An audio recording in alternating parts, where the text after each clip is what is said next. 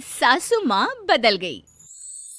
कहानी उस घर की है जहाँ बहू और बेटी को एक माना जाता था, लेकिन फिर अरे शिखा बेटा, तू रसोई में क्यों घुसी रहती है?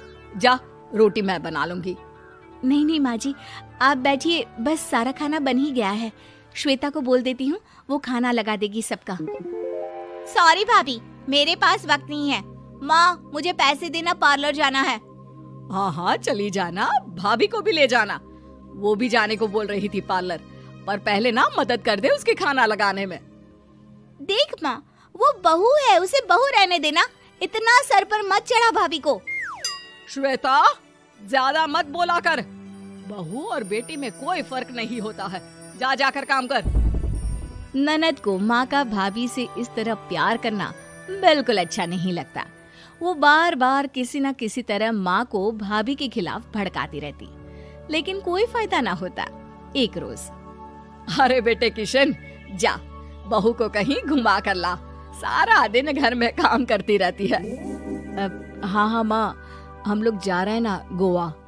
अच्छा जी, भाभी ने तो हमें बताया भी नहीं। वैसे तो सारी पंचायत करती है, ये गोवा वाली बात क्यों छुपा गई हमसे? अरे क्योंकि उसे खुद नहीं पता था बहन। मुझे टिकट सस्ती मिल रही थी तो मैंने बुक कर दिया।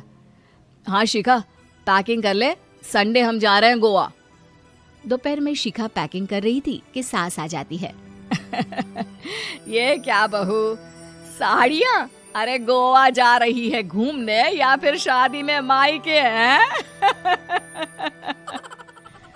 माँ जी, ऐसा कुछ है ही नहीं, समझ में नहीं आ रहा क्या रखूं कपड़े में। अरे तेरी और श्वेता की साइज तो एक ही है, उसके कुछ मॉडर्न कपड़े ले ले, आकर लौटा देना। हाँ माँ जी, ये ठीक रहेगा। शिखा श्वेता के पास जाती है और उससे कपड़े मांगती है। ना जी ना, मैं अपने कपड़े ना दूं, वैसे भी फैल जाएंगे मेरे कपड़े, बहुत महंगे वाले हैं। शिखा मुंह लटकाकर कमरे में आ जाती है तो सास कहती है, चल तैयार हो जा, तुझे मैं शॉपिंग करा कर लाती हूँ गोवा की।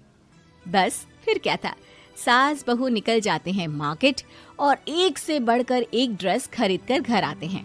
पहले बता देती कि नए कपड़े दिलाने वाली है भाभी को, तो मैं अपने ही दे देती ना भाभी को, मुझे दिला देती नए कपड़े। देख श्वेता, परिवार का मतलब सबके साथ रहना होता है, ना कि सिर्फ अपना सोचना। वैसे भी तुझे अच्छे संस्कार सीखने चाहिए।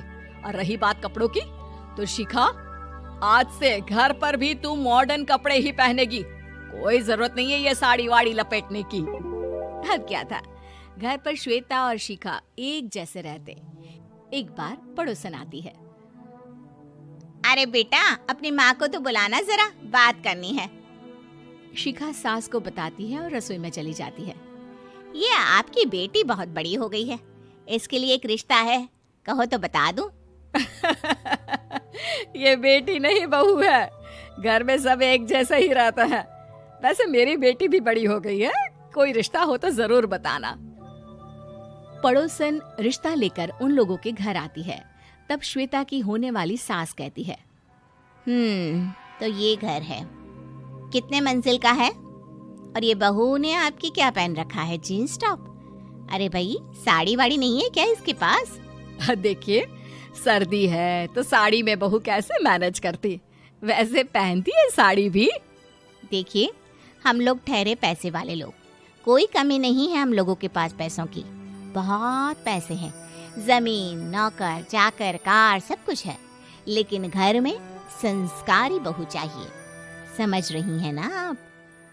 सास कुछ कहती कि श्वेता बोल पड़ती है, हाय रे, नौकर चाकर से लेकर जमीन, कार, पैसा, हाँ, मुझे रिश्ता मंजूर है मुझे। अरे रुक जा श्वेता, मैं बात कर रही हूँ ना। देखिए, हम लोगों के घर इतनी आजादी नहीं मिलेगी। अरे हाँ कर देना माँ, हाँ कर दे जल्दी से। सास क्या करती, बेटी की शादी ऐसे घर में कर देती है जहाँ ना उनके विचार मिलते हैं और ना ही आचार। शादी के बाद एक रोज फोन पर, श्वेता बेटा, एक बार घर आ जा, बहुत दिल करता है तुझे देखने का। माँ, वो घर पर बहुत काम होता है, कैसे आऊँ? बड़ा घर है, लेकिन आने जाने वालों की लाइन ही लगी रहती है। बेटा मैं तो जानती थी उस घर का हाल, लेकिन तू ही नहीं मान रही थी। माँ देख, हर घर का यही हाल है। तेरी बेटी को यहाँ घूंघट हटाने की परमिशन नहीं है और एक तरफ भाभी स्कर्ट पहनकर घूम रही है। बेटा मुझे क्या पता था कि मेरी बेटी को ससुराल के नाम पर पिंजरा मिल जाएगा। अच्छा माँ, फोन रखती हूँ, सास को गर्मा गर्म रोटी खिलानी है।